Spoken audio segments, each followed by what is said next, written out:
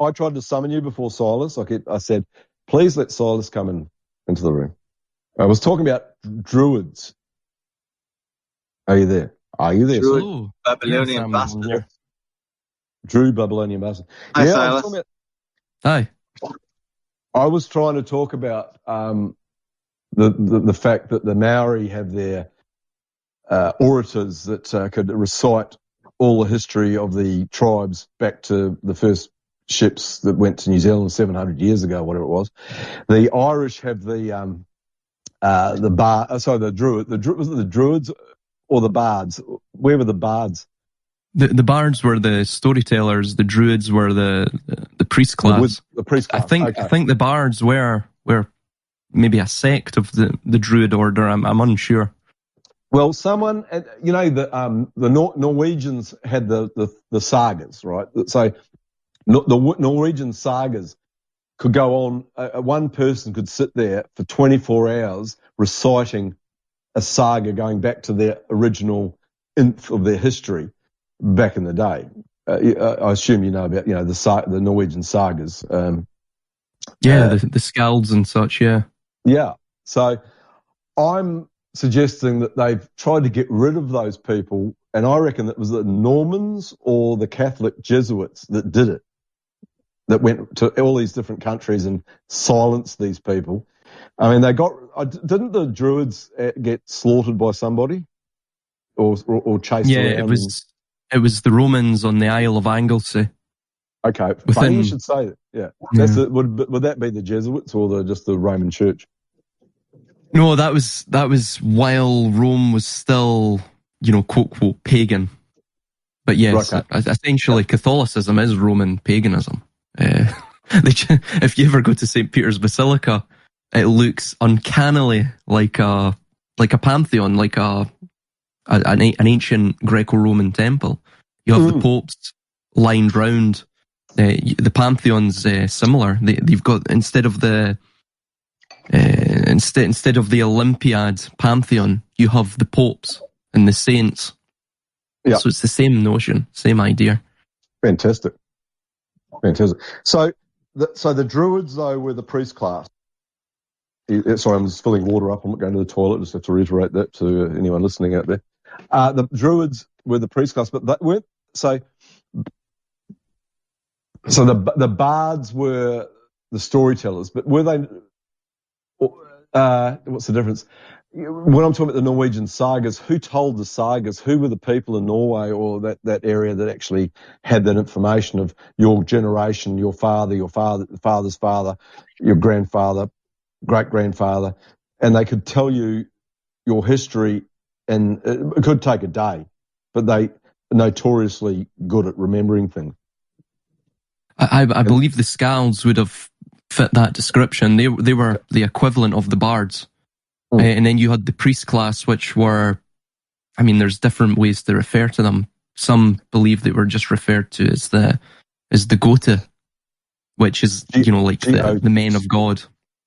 Okay. G-O-T-H-E. There's different ways of spelling it, but. So in Sweden, that Gothenburg, would that be something like that? Gothenburg, yeah. Yeah. So Germanic, and Sax Gotha, anything with Goth, that essentially is the etymological root of God. Or okay, so what would Visigoth mean then? So that was the Visa is Western. It's an old Gothic term for Western, and Ostra is again like Aostra or Yostra, the dawn, so the east. Fantastic. See, I knew some of them turned up that would actually understand what I was talking about. I've been just babbling for 45 minutes, and I think thankfully Ed came in to keep me awake. Not that I was going to sleep. I could have just kept talking. I was just going to keep going. We did a great show with Dave, and he is quite clever because we talked about one scene in The Matrix that I had never even picked up on. He ties it straight in with 1984 by George Orwell. If you listen to the show, I think it's 1 hour, 20 minutes, and maybe not much, maybe 110 minutes, number 11. But it's a good show. You'll enjoy it, Silas, guaranteed. But I'll check it out, man. I'll check it out. It's already been knocked out. So tomorrow or whenever you want, have a listen. But it's. I was just sitting there and I went from story to story to story to story. But one thing I do want to focus on is the Normans. Who were they, and who financed them, and were they the guys that? Do you think, how we've only got records up to 1700, or going back to our family histories around 1700? Did they come in and reset the place and knock down old graves and burn records? Mm-hmm. Why can we only go back to that? And was it them, or who could it have been? There's an individual I speak to, Charles Giuliani, and he created quite an extensive set of notes on the Normans, not just the Normans, the Templars, all of the knightly orders, and linking it to all the way back to the Egyptian Hyksos, and also Solomon's Temple, Solomon's Gold, as it's called. Supposedly the Templars found this, and conveniently right after they supposedly made this discovery in Jerusalem when they were doing the digs. That's what the First Crusade was all about. They took this wealth, this collateral, back to Europe, and then obviously the Templars founded the first central banking orders within Europe, and then of course once they were outlawed and the Templar order was dispersed into various orders, including the Masons. Within Iberia, you had the Order of the Knights of Christ, I think, was one of them. Yes, they all began to branch off and create their own central banking systems. Now, of course, don't get me wrong, none of this was necessarily Christian or Muslim or Jewish. It was something that it encompassed all of these religions, right? It was something that stemmed back, to an even far more ancient time. But yeah, so he goes into all of that. He ties in the Normans, or the Northmen, essentially. Those in Normandy are from... When they came over, they had almost like what you'd call aircraft carriers, or size ships, that had all the horses, repairs, factories to manufacture weaponry. Mm-hmm. Crossbow was their weapon. They used a crossbow, which is far more heavy caliber, than it was probably armor piercing, and they were better kitted out. They had better armor, and they took over the Norman conquests. Look, to be honest, it's not that long ago in terms of history. If you think about, your grandfather be 100 years of age, your great grandfather maybe he got to 90. It's not that far ago that there wasn't kind of records of this stuff. We've got the old, those long cloths with, depicting what was going on. That's kept in the royal churches, the burial areas like Westminster Cathedral. You can see influences and things like that. Huge, beautiful old buildings carry records in glass, and the actual stained glass is actual imagery of those uniforms and etc. Were they French? Where did they come from? So the Normans, specifically within Normandy, within the 10th century, so the early 900 ADs, a Viking called Rollo was provided a parcel of land. Yeah, I know.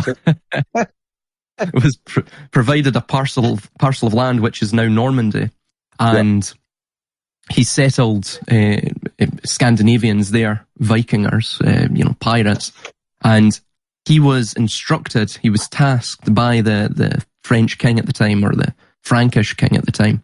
I forget. It might have been Charles the Bald or Charles the Fat. I forget now. Were they named after the public calling them Charles the Bald or Charles the Fat, or they chose that themselves? Oh, I'm unsure. I think it was later historians, perhaps. Okay, or just to differentiate, Charles the Bald or Charles the Fat. Yeah. And we've got Charles Big Ears now. Charles Big Ears, that's what I'll be referring to him. Yeah, and sausage fingers as well. And Charles Sausage Fingers. And the next 200 years, that's what it'll be referred as. But funny story, I was up at, was it Prince Albert's Pyramid?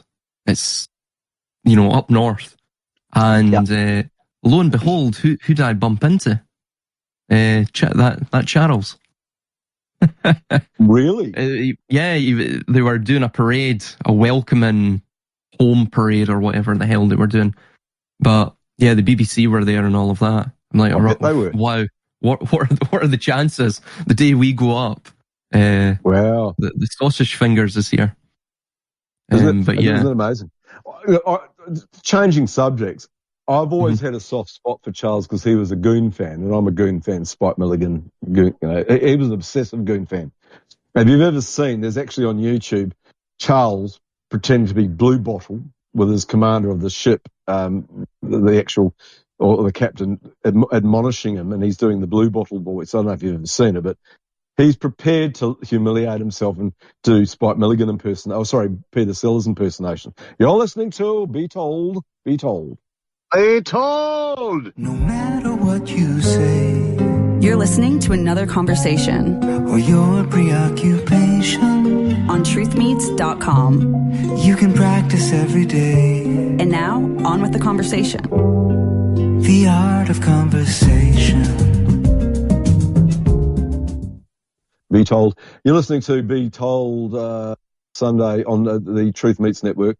We're listening to, you've got the Fakeologist, oh my God. Hello. You've got Silas Speaks, oh my goodness. And I think I can see Sud in the background. Fantastic. And we're talking about the Norman conquests and King Charles Sausage Fingers, who is definitely a major player now. Charles? I think, I think he's obviously, I don't know if he was deemed to be who he's meant to be right now, but he's here. He's saying the right things he's very much a greenie. He's very much for cull of the useless eaters by his father. And the fact he's just all over the place. And where were you, sorry, Silas, where were you when Charles popped up? Balmoral. So the Balmoral Cairns. I think it's called Prince Albert's Pyramid as well. I heard it as a pyramid. That's what I heard. That's the one. Yeah. There's it's like a monument to Prince Albert. Like a funerary monument. So yeah. She really old Queen Victoria really did. He must have been pretty accomplishing in the sack for the amount of statues and memorabilia for her ex-husband. When he passed away, she was very upset when he died. There's no doubt about that.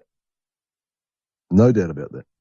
Oh yeah, yeah. And you've been to, just by coincidence. What's the river that he's got at his monument? It's a snake. It's a snake named River in London, where the monument is to him, Prince Albert's memorial on the river. What's it called? I'm sure it's got a snake. There's something slithering about it.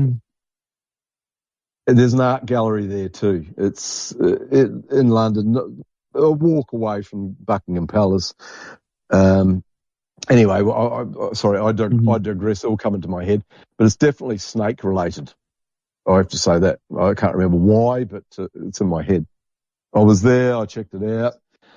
And that monument, he's in gold, the Prince Albert Memorial, why can't I remember the name of that river? It's got an art gallery, the monument's there. The Mossel? No, there's a river, I think it's a river very nearby. Not the Thames, no. No. Well, we're talking about the Thames. The power of the water. It's an incredibly wide, fast-flowing water thing. It's obviously they always build cities nearby these things. Like you've got obviously in Egypt, and you've got Africa, and whatever. There seems to be this thing that you need to have high flowing water going past your city that you build.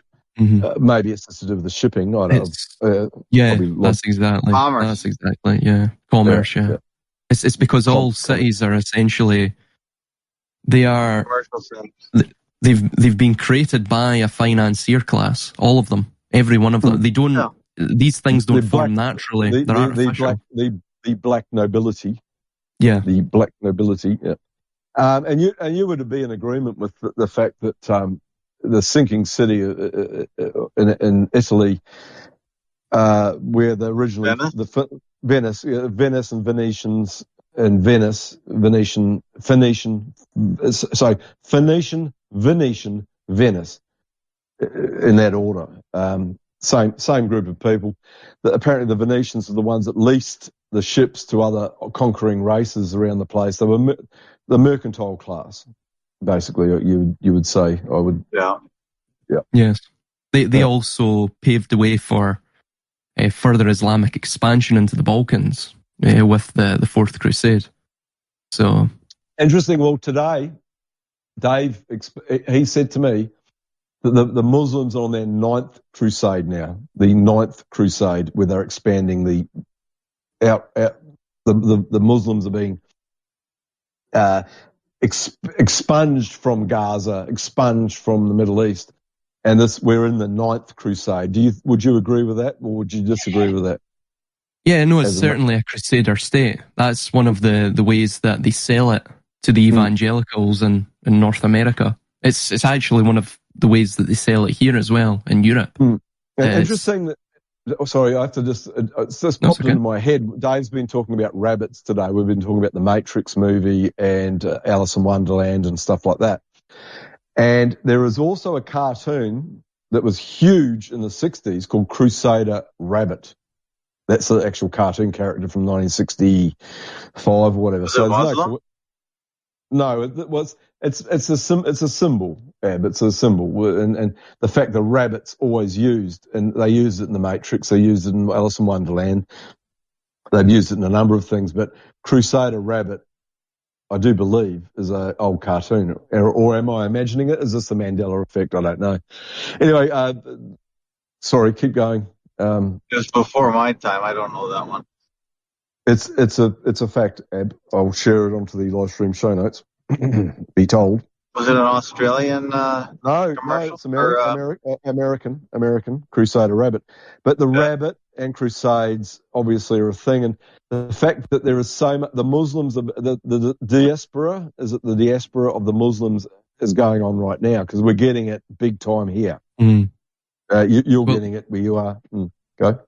Oh no, absolutely. I mean, well, ultimately, what they're doing is they're expunging them. They're going to Europe, and that entire area is being depopulated. It's similar to actually what's happening in Ukraine. That area is also being depopulated. Yeah, because that has to be controlled.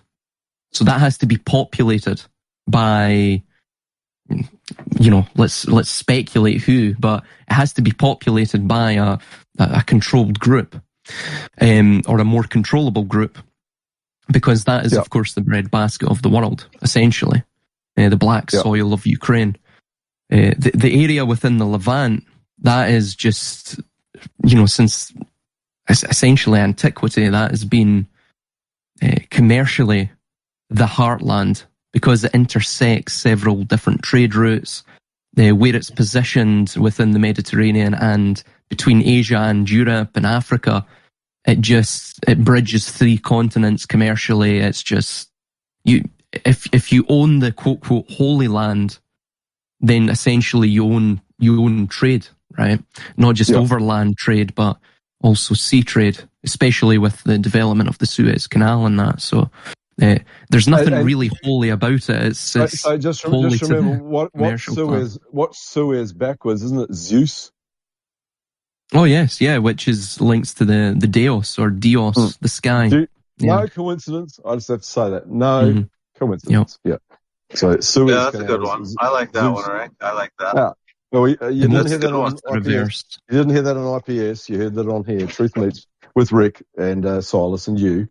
It's total exclusive. Yeah. Well, it's not an exclusive, but it's a fact that Suez.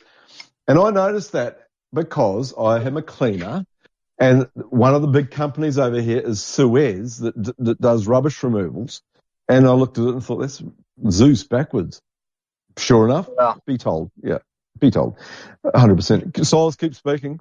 And the reverse as well of the sky is the underworld. It's the Kur, the Hades. As above, so below. Inversion. Yeah. Fantastic. And another thing regarding the Normans as well is that there's a Kabbalistic link with them, and I can't remember these notes off the top of my head. I'll try and get the video, and I think I have the notes somewhere, but it's probably on a different hard drive. No, don't worry, man. It's all good. All good. A guy called Charles Giuliani is a really good researcher, and I concur with a lot of his findings. And where's he from? Do you know? He's from Massachusetts. Fantastic. He has a Boston accent, so it's somewhere around there. And he created these sets of notes on the Templars, all of that. But he also mentioned that there was a connection to the Hebrews, to Kabbalah as well. And you see that within a lot of the Templar / Norman cathedrals that were built, Roslin Chapel being one of them. Well, Roslin, when I was okay, we'll stop. So Roslin is up there, one of the most important ones. And we're talking about the in Scotland, the 33rd. The Scottish Rite of Freemasonry, based in Roslin, or around that area. Yes, yeah. And of course, I went to Portugal recently as well, and of course, the Templar Order was disbanded in 1312 with the death of Jacques de Molay.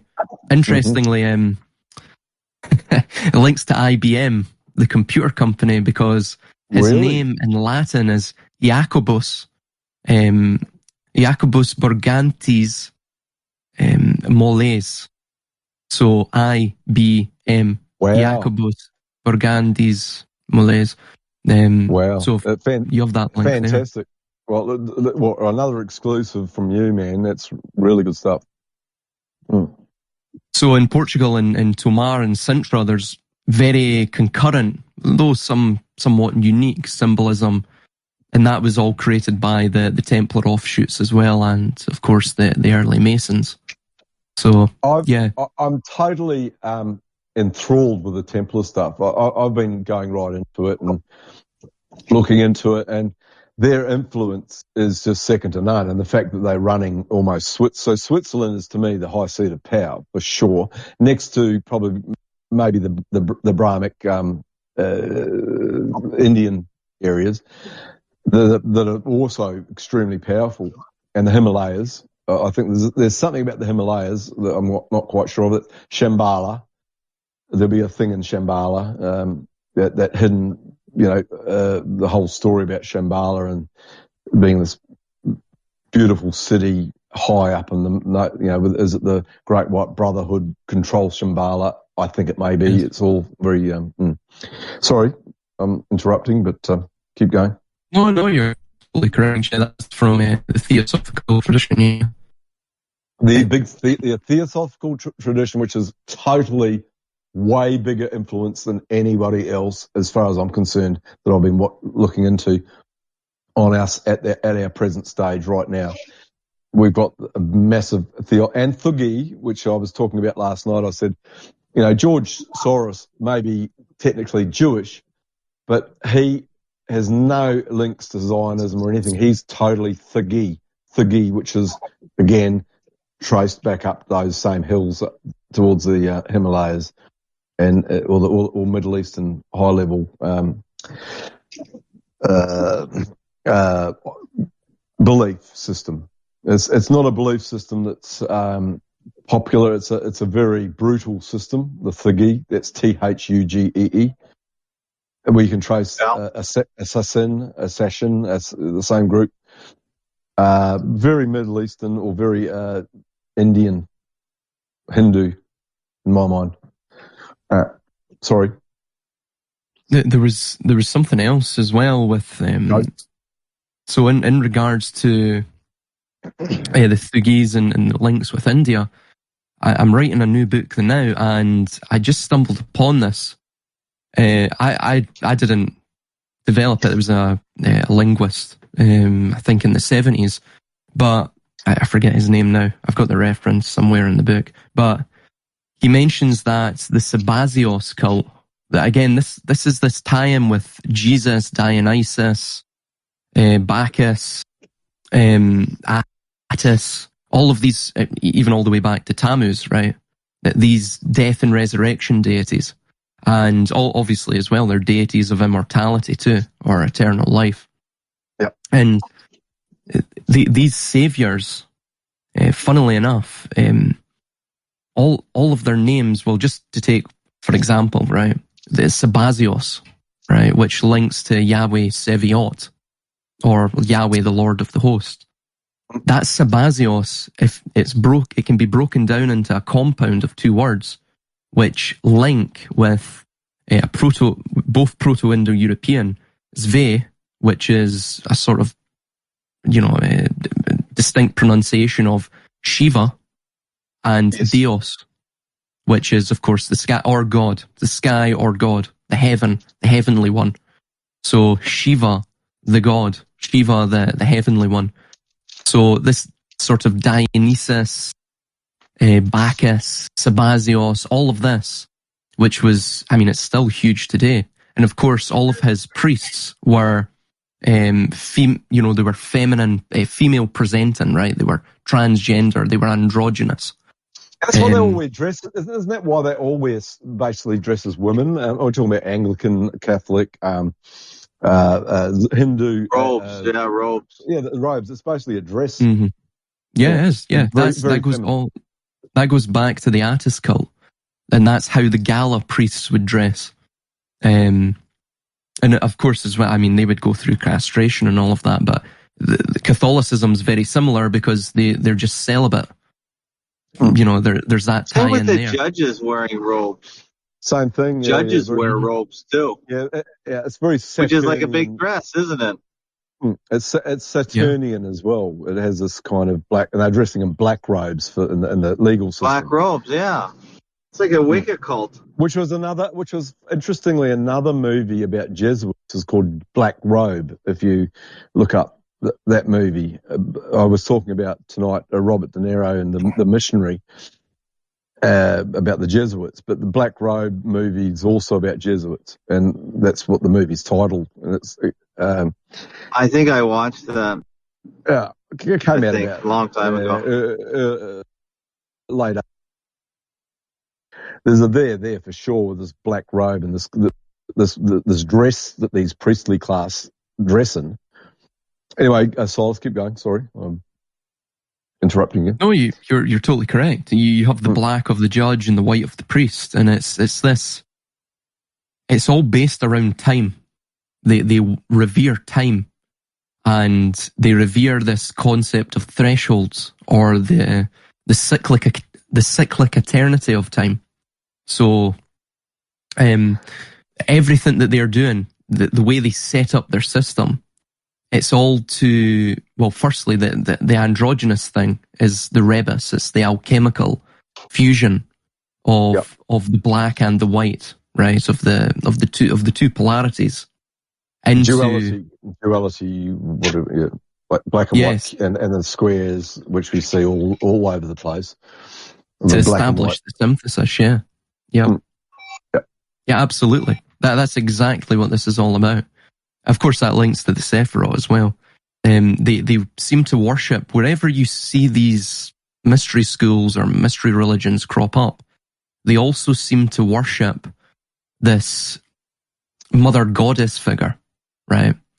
You saw in the Eleusinian mysteries, they would take the ergot fungus, right, through the Kikion, this sort of elixir of barley and wine, which, funnily enough, also crops up in the Eucharist. And upon the barley would be attached this ergot fungus, right? It would parasitically latch onto it. Like an LSD. Metabolizes in your body as LSD, yeah. So they would go down into this sort of cave, right? Very similar to how I saw it within Sintra, the initiation well there for the Order of the Knights of Christ. You had to go down 9 flights of stairs, right? Or Really? Yeah. Is it that so like obvious? the 9 levels of hell from Dante's Inferno. And, or the 9 realms. The 9 realms. Or the 9 realms, yeah. That goes back to, obviously, Vedic tradition, where who was in the center of the 9 realms? Shiva, right? Wow. It's the same thing. It's tying all back to basically destruction, decay. So, and how that, maintains time. So this is what it all really boils down to. It is. So time is Chronos, and you would have been really impressed at this artwork I saw on Thursday night. I went to my son's art, drama, and music performance, and they had an art exhibition. This girl that was my son introduced me to her. She's produced this artwork, and he said it's really. After the break, be told. No matter what your age, you're listening to another conversation or your affiliation on truthmeets.com. let yourself engage And now on with the conversation. in the art of conversation. You're listening to Be Told, Sunday, the 25th of August. You need a bot. We need a bot. But I went to see my son's art exhibition, and he introduced me to some of the people that had done some of the actual hands-on artwork. And Silas, you would have been blown away. This girl has done a 3-dimensional artwork based on a Harlan Ellison novel, dystopian novel I've never heard of before. And it's got teeth, it goes into 3 different dimensions. It's got the imagery though in the background is Kronos eating his child. This is going from Harlan Ellison, who wrote a lot of good, amazing stuff. I'm sure you know who I'm talking about. And I was like, whoa! I said to her, what you've done is it's dark, it's powerful, it's fantastic, and she's obviously going to do well in her university entrance artwork. But how she understands she read the novel by Harlan Ellison. I think he wrote a number of powerful stuff, but this is a short story that my son said not many people have read, and I believe it because I'd never heard of it before. It's about the demiurge comes back and he finds 5 people and he tortures them for eternity. I don't know if you know what I'm talking about. It's a Harlan Ellison book. But the main image in this painting was definitely Kronos eating the baby in the background. I'll get a photo of it and try and send it to you. But your stuff, what you're tying in here is 12 out of 10. It's the Frank the Salt Guy, high-level, Be Told, good stuff. Is he showing up yet? No, he's on holiday. He may show up at my house on Tuesday. That's what I meant. Yeah, is he coming to your house today? Not yet. Yeah, he will. I'll send you a photo of him drinking some coffee. I guarantee. Yeah. So go for it, Silas. Keep talking. Sorry to interrupt. I know as well that Saturn devouring his son, it's a very powerful motif. It's something that's been created by many, or it's been painted or depicted by many artists. Of course, it's quite interesting when you look into the Greco-Roman tradition and how Saturn usurped, Uranus, or again, the Dios, the sky, right? And emasculated him. And then obviously Saturn or Kronos in return was overthrown by Jupiter or Zeus. But not necessarily overthrown. He was imprisoned. And within that tradition, the way they explain the schizophrenic human condition is that we are both Titanic and, part of the Olympians, right? We have both of those natures in us. So I think that probably that's relates why they to named the ships like that. That's interesting. Oh, guaranteed. And some of the Olympic Games and the Olympians, and King Charles has said, I am an Olympian. He's been quoted as saying that. So he wasn't saying I'm an Olympian, I'm a great athlete and I can do a ridiculous dance, a break dance like the Australian one did the other day. How embarrassing. But he was mentioning that they bring this stuff up because it's a must be known to tell the public who they are and what their beliefs are.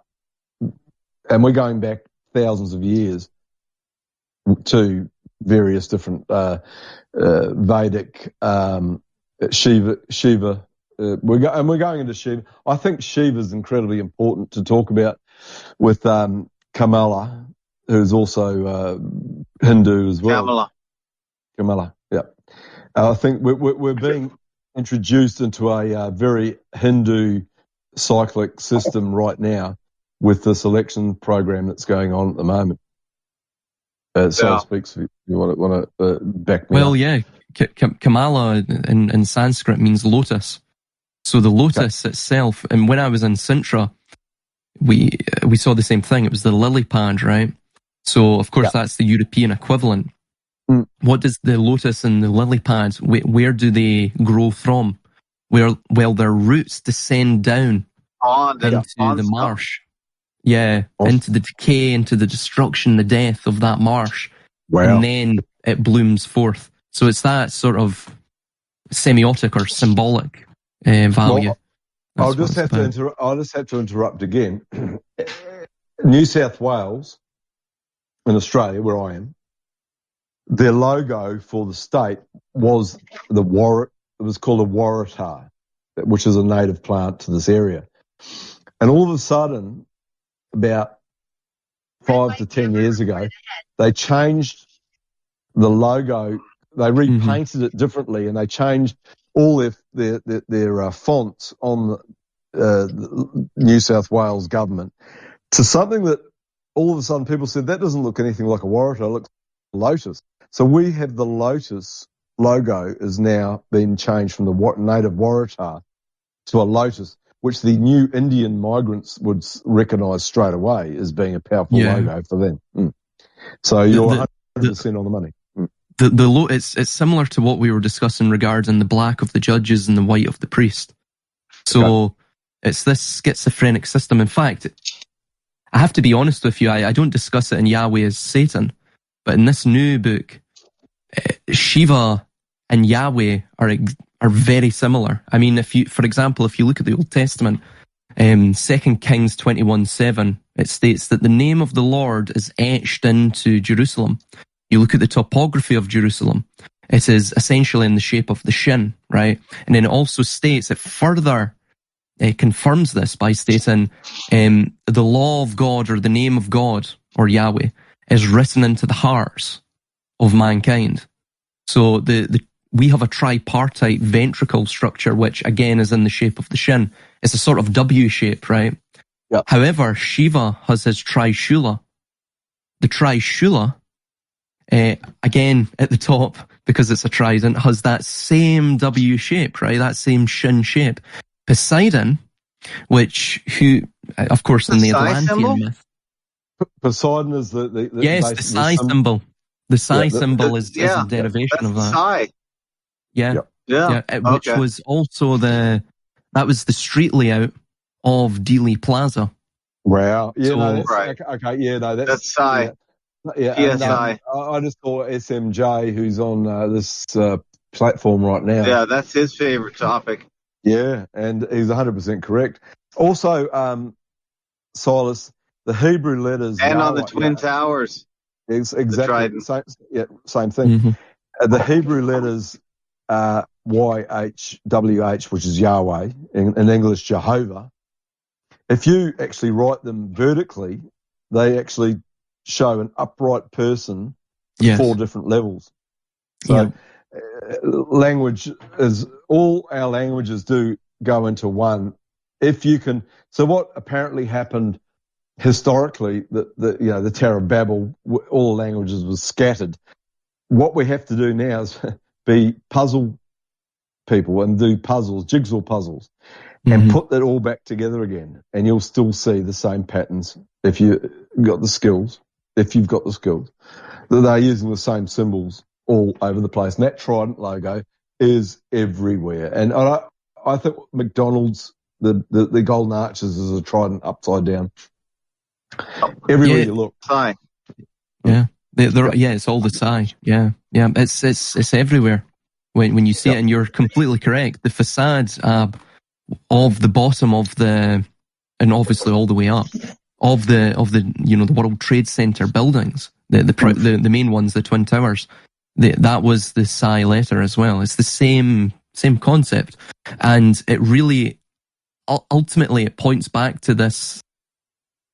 What you're dealing with is a cult, right? That grew out of this worship of time, and this timely deity, Kronos, Kronos, and it's schizophrenic, right? It's neither good nor bad.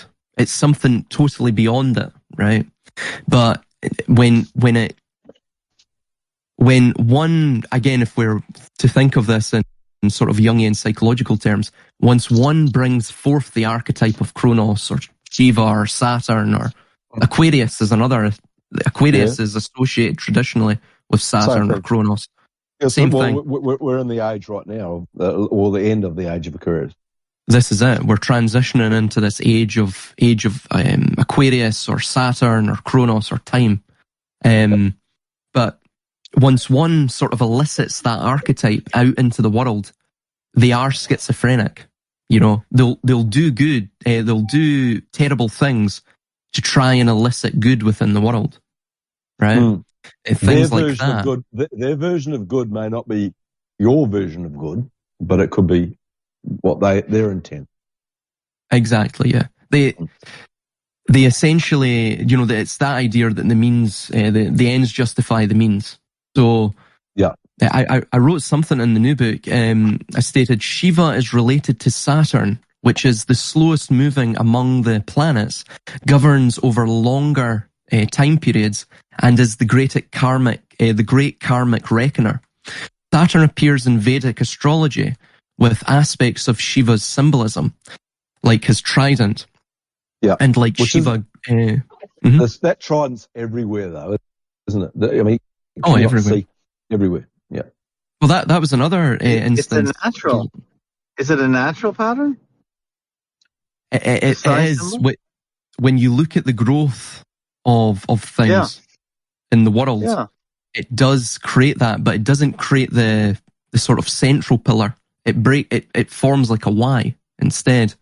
Yeah. So it is natural, but it's also, there's a sort of a naturalness to it. Again, like Saturn, it's schizophrenic, right? And it's, of course, like the androgynous agenda, it's constantly attempting to create an artificial synthesis of everything, not just genders, where naturally there is none, right? It's similar to the Tower. Would it be outrageous to say that this AI agenda, which is coming out right now as we speak, is basically doing the same thing? It's like you can't trust anything to be natural. It could be just artificial. It could be made up. The song, the painting. Man wants to control nature. Yeah. He wants to be God. Yeah. Homo Deus. Yuval Noah Harari. The little midget sodomite from Israel. As I say, you will know a Harari and Harari. So you will know one. What's Harari mean? Is that some kind of ancient word, Silas? Yeah, Harari. Mountain dweller. Okay. Yeah. And in Hebrew as well, it can mean the lion, which also links with Shiva. If you go back to Shiva's consort, again, we're talking about this great mother or this mother goddess figure. Shiva's consort or divine wife was Parvati. she was associated with lions or tigers as well. Yeah, so it's all the same idea. What a great show! Let me just say this: I'm really happy to be on this platform, which I already did. God knows how many words last night on the Fakeholders Network, fakeholders.com. But Sunday night, or Saturday night, whatever, I'll flick around. But having you here, Silas Speaks, with your greater knowledge than I have. I bow before you. I bow before Dave J earlier. He knows more stuff than I do. You're doing a lot of bowing. Well, if someone knows more stuff than I do, after 40-something years as a conspiracy theorist, I give credence where credence is due, and be told. And Credence I do. or credit? Credence, whatever. I don't care what it means. Either way, it's probably the same word. Anyway, Silas, keep speaking. Well, so it's all, you see these concurrent symbols throughout mythology, so you can trace all of it's the symbolism that will be their downfall, because you can actually trace all of it. You can trace the eastwards back to essentially the Harappan or Indus Valley civilization, which I do in this new book, and it crops up in this cult of Pashupati. That is as far as I can trace it. But just to digress back, Atlantis also, in Atlantis, the center of that city, which was in a concentric ring pattern, and you see that throughout even the Celtic world too, right? The infinite spiral, right? You see that all the time, and it's again, it's speaking about this cyclic eternity, right, of time that's emanated out from the one source.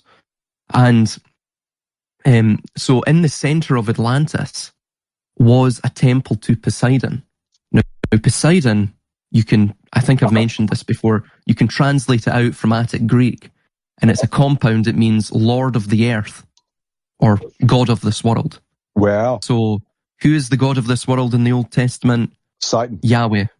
Yahweh. Oh, Yahweh. Okay, right. And then in the New Testament it is Satan. Yes, Satan. absolutely.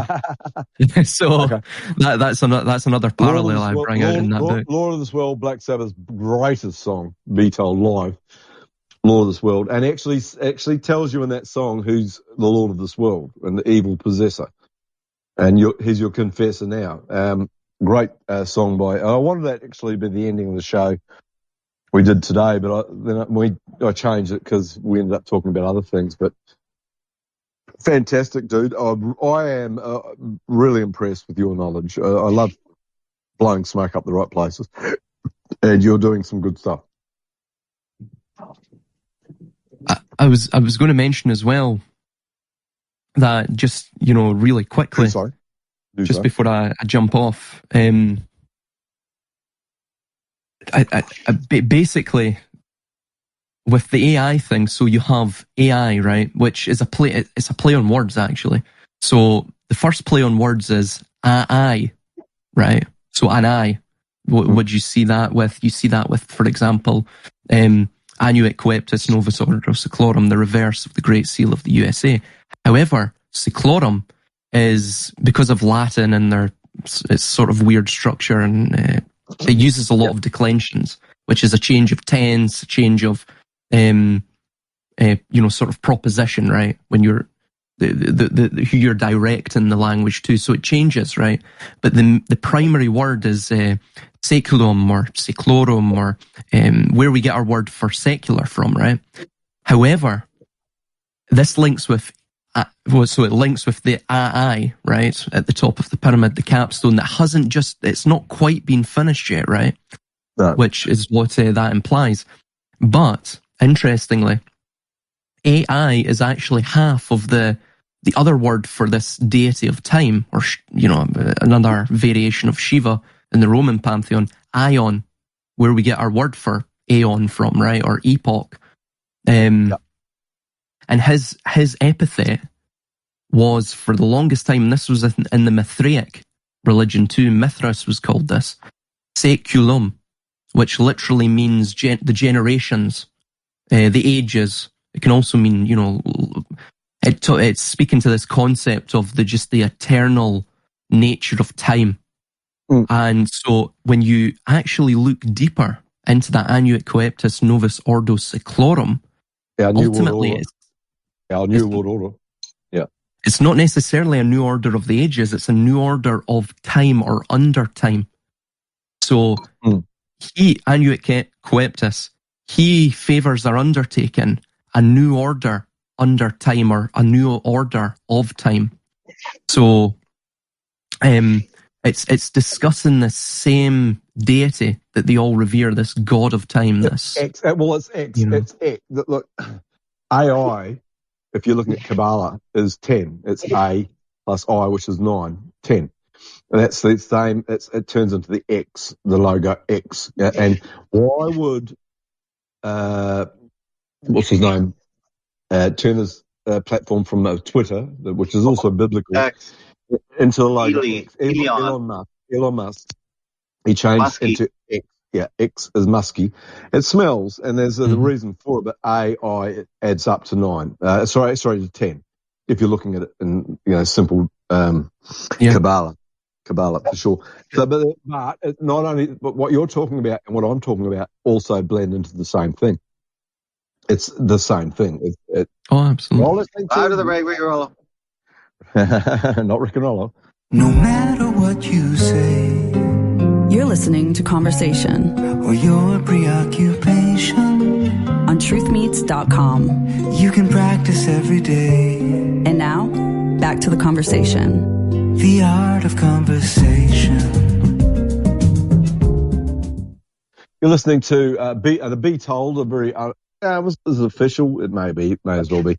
Be Told on the 25th of August 2024, and we got Silas Speaks dropping his stuff like a boss. Be Told with Ab the Fakeologist, and we've got Sud out there somewhere. So he can't get a word in, and I don't blame him. Silas, if you want to finish up, you're going to go soon, because I'll probably go soon as well.